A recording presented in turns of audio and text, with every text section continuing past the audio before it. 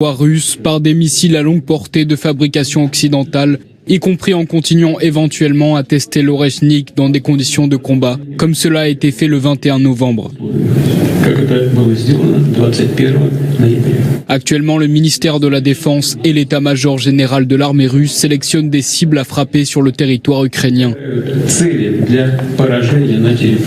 Il pourrait s'agir d'installations militaires, d'entreprises de l'industrie de la défense ou de centres de décision à Kiev. Voilà, vos avis aux uns et aux autres. Première réaction sur ce qui donne le ton de cette soirée tout à l'heure sur notre antenne. Nicolas Tenzer disait il ne faut pas sous-estimer la gravité là de ce qui est en train de se passer avec une arme qui potentiellement est sophistiquée. C'est ce que dit aussi le président Zelensky en disant il y a une forme de chantage ce soir auquel l'Occident doit répondre, prendre au sérieux la menace de Poutine. Ludmila Totieva.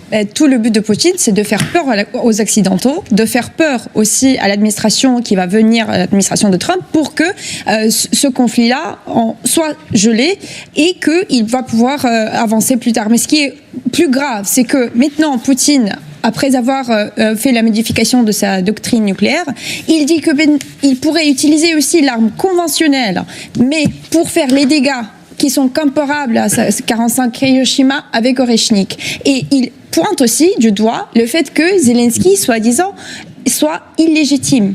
Encore une fois, il revient sur la question de légitimité du pouvoir en Ukraine en disant que voilà, il n'y a pas d'élection. Ça, c'est quelque chose de très grave, d'où l'importance de ces centres de prise de décision de qui il parle. Réaction vraiment des uns et des autres. Bref, ça introduit, n'est-ce pas, toute la soirée, mais on se rappelle notamment qu'il y a quelques jours encore, le Parlement avait été évacué parce que les Ukrainiens disaient peut-être qu'ils vont tenter de frapper le Parlement. C'était quelques heures après le premier tir de ce missile balistique de moyenne portée, et malheureusement il y a toute raison et les Ukrainiens et les Occidentaux ont toute raison de croire ce que dit Vladimir Poutine. C'est effectivement, vous avez raison, pour faire peur, mais malheureusement Poutine dit un certain nombre de choses qu'il va faire ensuite. Et donc quand il dit dans la déclaration qu'on vient d'entendre, notamment les centres de pouvoir à Kiev, ça veut dire le centre de la capitale ukrainienne. Amiral Bichot, comment est-ce que vous entendez cette menace? Et on va voir dans quelques instants qu'elle est assortie d'un certain nombre d'actes qui sont une vague de bombardements par missiles et par drones. Nous sommes habitués de fait à ce que M. Poutine envoie des missiles balistiques sur l'Ukraine, je dirais pratiquement tous les jours, enfin toutes les nuits, en petit nombre, entre 1 et 6 à peu près, pas à chaque fois. Donc je dirais c'est presque de la routine. Effectivement, ce missile apporte quelque chose de nouveau dans la mesure où c'est un nouvel engin, ou en tout cas un engin revisité, puisque apparemment c'est plutôt ça, et qu'il a une portée intermédiaire. Bon, la portée intermédiaire, ça ne sert pas à grand-chose puisque l'Ukraine est située tout près. Ce qui est nouveau plutôt, c'est sa capacité d'avoir plusieurs têtes à l'intérieur de ce missile. C'est sa grande vitesse également, qui en font que c'est une arme effectivement plus efficace que les missiles calibre dont on a l'habitude jusqu'à présent. Non, je ne crois pas, parce qu'en fait, justement, les calibres portent de l'explosif, et ce missile ne porte pas d'explosif. Enfin, c'est un missile nucléaire qui ne peut porter. Vous n'êtes pas d'accord, amiral? Pourquoi là-dessus? Pourquoi vous n'êtes pas là? Laissez-moi finir, s'il vous plaît. Ce missile ne peut porter que les têtes nucléaires ou les remplacements de ces têtes qui ne peuvent pas s'exposer. Et donc Poutine l'a confirmé aujourd'hui, parce qu'il dit peut-être la prochaine fois on mettra quelques explosifs, mais en réalité on ne sait pas du tout. Il y a beaucoup de bluff dans cette histoire. Et vous avez regardé les visages. C'est pas ce que dit le président Zelensky. Le président Zelensky dit c'est un chantage auquel l'Occident doit réagir. Ah non, ça c'est le chantage, c'est sûr et certain. C'est sûr et certain que c'est un chantage. Parce que c'est du bluff, non. Si c'est du pur bluff, non. Le bluff, c'est qu'est-ce que porte ce missile? Ce missile, c'est un missile balistique presque intercontinental, parce qu'en fait, effectivement, je vous coupe, je veux pas diminuer. Vous êtes expert dans plein de domaines, mais dans ce domaine-là, je me permets de dire non, mais sans du tout vous diminuer vos compétences. Mais là-dessus, peut-être l'amiral Bichot est plus directement expert. C'est ça que je voulais dire. C'est-à-dire que apparemment, ce missile-là, c'est un missile de portée intermédiaire, comme cela vient d'être dit. C'est un missile dont la particularité, encore une fois, c'est qu'il a plusieurs têtes apparemment mirvées, c'est-à-dire ce sont des têtes qui peuvent être pilotées individuellement et pour toucher des cibles. Mais là où je m'inscris en faux, c'est qu'à partir du moment où vous pouvez mettre une tête nucléaire, c'est que vous avez une capacité en port en poids. c'est une question de poids, d'emport. Et donc, si c'est pas une tête nucléaire, ça peut très bien être une tête avec un explosif conventionnel. Et puis, les Russes savent faire des explosifs très puissants. On aura le temps d'y revenir très en détail, ne vous inquiétez pas. Très en détail, un mot encore et on va avancer sur ce qui se passe sur l'Ukraine même. Aujourd'hui, qui revient de Dnipro, et donc qui fait partie de l'équipe qui a examiné les débris du missile Oreshnik. Et il expliquait la même chose que ce que dit Sergueï, c'est que quand il ne porte pas de charge nucléaire, il est obligé de porter des charges non explosives, mais extrêmement lourdes. Et c'est ça qui fait les dégâts, c'est que ça tombe du ciel, parce que c'est obligé de partir dans l'espace, ça tombe à une vitesse de 10 Mach, donc c'est 3000 km par seconde, si je ne me trompe pas. Et quand ça touche le sol, ça peut même aller en profondeur, donc ça a une charge explosive très intense, mais pas parce qu'il porte une charge explosive, c'est la vitesse et le poids qui fait cet effet. Nous reviendrons sur le missile Oreshnik, mais indépendamment de cela, il y a un effort de destruction aujourd'hui, déjà maintenant, qui a été fait au cours des dernières heures, c'est cette vague de drones et de missiles qui ont frappé l'Ukraine. Écoutez la séquence qui suit, qui est révélatrice, c'est quelques points qui ont été frappés, le ciel ukrainien par endroits saturé.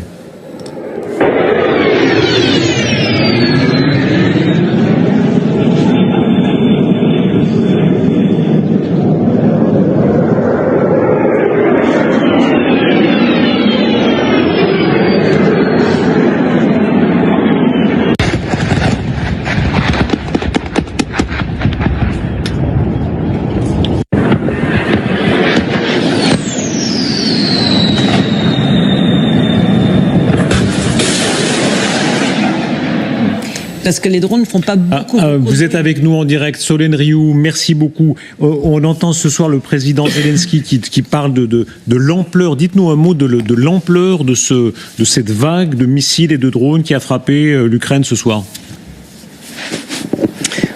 C'était assez impressionnant parce que ça a commencé aux alentours de 22h30 hier soir et en fait c'est une alerte antiaérienne qui a duré pendant plus de 8-9 heures, donc c'est considérable et surtout c'est une nuit très stressante, très fatigante qu'ont passé tous les Ukrainiens parce que l'alerte a concerné vraiment le territoire tout entier avec des sirènes d'alerte antiaérienne qu'on pouvait entendre sans cesse nous prévenant du décollage des drones de type Shahed ou encore des bombardiers stratégiques Tupolev 95 qui allaient envoyer donc des missiles sur tout le pays, donc c'est vraiment une nuit très angoissante, même si ça n'est pas une surprise. Les Ukrainiens s'y attendaient. Cela fait déjà 2 hivers qu'ils vivent et qui se passent ainsi avec cette même stratégie russe qui consiste à viser les infrastructures stratégiques. Donc ça n'est pas une surprise, mais ça n'empêche pas que la soirée et la nuit a été particulièrement dure et qu'il y a forcément une appréhension à revivre ce type de nuit, d'autant que, au vu de la stratégie, la rhétorique en tout cas de Vladimir Poutine, les Ukrainiens s'attendent à passer un hiver particulièrement long et difficile avec des nuits comme celles qu'on a vécues avec Pauline Lormand. Merci beaucoup Solène Rioux, vous êtes avec Pauline Lormand, merci à vous. L'hiver, je crois qu'il fait à peu près 0 degré ce soir à Kiev en Ukraine, l'hiver arrive et l'hiver ukrainien c'est quelque chose, c'est le pari de Poutine une fois de plus, mais 3e fois avec d'autres conséquences. Oui, parce que on voit que Poutine est en train de monter vraiment en termes de intensité et aussi la quantité de ces missiles-là. Et l'Ukraine, malheureusement, n'a pas assez de quantité de missiles antiaériennes pour faire face à toute cette augmentation de missiles. Il faut par exemple souligner le fait qu'il y a 1 million de personnes qui sont sans électricité aujourd'hui à cause de ces attaques. Il y a aussi quand même le nombre important, c'est 76 missiles qui étaient tirés. C'est les calibres, les X-101 et aussi les drones qui étaient tirés sur les infrastructures énergétiques, surtout dans l'ouest du pays, où par exemple comme Lviv ou Tchernobyl, et il n'y avait pas pour l'instant, ils ont pu quand même régler certains problèmes auparavant. Aujourd'hui, c'est très très compliqué. Moi, j'écoutais aussi les médias ukrainiens qui disaient que pour la peut-être première fois à Luz, d'autres. Regardez, la carte illustre ce que vous dites, c'est très impressionnant. C'est très impressionnant, parce qu'il y a des très grandes villes, évidemment. Kiev, ça va de soi. Oui. Kharkiv, qui est la seconde ville, n'est-ce pas? Je crois plus d'1 million d'habitants. C'est bien ça, hein. Et puis Kherson, et puis Mykolaiv, Odessa, la grande ville historique. Lviv, la grande ville de l'Ouest. À la frontière polonaise. Et l'objectif russe, là, c'est si vous voulez, c'est aussi militairement de saturer toute la défense ukrainienne, parce que on parle souvent de Kiev. Kiev est relativement bien protégé, même s'il y a beaucoup de tirs tirent sur Kiev, la plupart sont arrêtés parce que Kiev est protégé par des systèmes antimissiles. Mais quand il y a des salves, comme la nuit dernière il y a eu, comme il y aura peut-être cette nuit, la défense est saturée. Et ce qu'on voit parfaitement sur cette carte, c'est à quel point les Russes là parviennent à cet objectif, y compris en allant taper à Lviv, complètement à l'ouest du pays. Et donc là, la défense ukrainienne ne peut pas faire grand-chose. C'est le cas maintenant, à l'heure où on parle. Oui, en ce moment. Là, j'ai regardé, c'est une grosse moitié est du pays qui est sous l'alarme de l'attaque de drones. C'est en cours, hein. C'est en cours à l'heure où nous parlons. Et il faut dire à quel point comment dit-on là, l'organisation ukrainienne là est très rodée. C'est-à-dire tout le monde sur son téléphone portable a en permanence les alertes. C'est ça. Voilà. Oui, et il faut effectivement suivre. Il y a les incitations de la part du gouvernement de vraiment suivre les conditions de sécurité. C'est-à-dire il faut aller dans les abris, soit selon la règle de 2 murs, il faut se protéger là-bas, soit aller dans les abris. Parce que quand on parle de la saturation du ciel, ce qui se passe, c'est qu'on n'a pas assez de justement moyens pour pouvoir faire face. Sergueï me montre son téléphone portable où on voit la carte des alertes sur son téléphone. Si vous le montez au niveau de votre visage, on la verra. C'est-à-dire effectivement, c'est vous voyez tout le rouge, c'est les parties qui sont sous l'attaque. Et aujourd'hui, ce qui est particulier, c'est que hier, par exemple, il y avait un peu moins, et il y avait du rose, il y avait du blanc. Maintenant, c'est quasiment la moitié du pays qui est à l'est, qui est en rouge. Et c'est très impressionnant. Le renseignement américain, notamment, repère les drones et les missiles au moment de leur départ depuis la Russie, informe notamment les ambassades et un certain nombre de points cruciaux. Le parcours des missiles est très connu. Là, c'est une opération très rodée, hélas, quand même avec des destructions réelles. Oui, tout à fait. Mais la surveillance du ciel, c'est une préoccupation constante des Américains, mais de l'OTAN lui-même, qui suit effectivement tout ça avec tous les moyens combinés de tous les alliés. C'est ça qui donne la force d'ailleurs à ce renseignement. Mais de savoir qui vole où et où ça vole, c'est une chose. Pouvoir l'intercepter, c'en est une autre. Bon, ça facilite quand même grandement le travail des moyens de défense antiaériens ukrainiens, mais comme cela vient d'être dit, le problème, c'est le nombre de missiles qu'on peut aligner en face et le nombre de batteries qui se trouvent sur la trajectoire. Va nous rejoindre Masha Kondakova. Merci beaucoup Masha Kondakova. Vous avez beaucoup d'amis, de relations à Kiev et vous allez pouvoir réagir dans un instant. Lisons ce que dit le président Zelensky. Au total, environ 100 drones de frappe et plus de 90 missiles de différents types ont été lancés. Plusieurs régions ont signalé des frappes de missiles calibre à sous-munitions visant délibérément des infrastructures civiles. Et écoutez, rarement on avait entendu Vladimir Poutine de la même façon. La première fois. C'est la première fois où il donne ces chiffres et il dit que 17 objectifs ont été visés, ont été atteints. Il fait lui-même le bilan comme s'il avait lui-même donné l'ordre, disons, c'est d'ailleurs le cas certainement, mais enfin jusque dans le détail du nombre de ce qui a été frappé, etc. Écoutez-le. Il y a quelque chose de très intéressant. Écoutons-le. Nous avons mené une frappe avec 90 missiles et 100 drones. 17 cibles ont été touchées.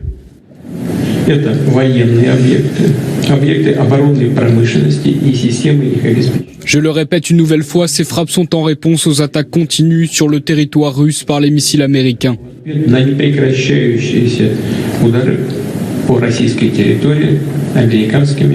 Il y aura toujours une riposte russe à ces attaques.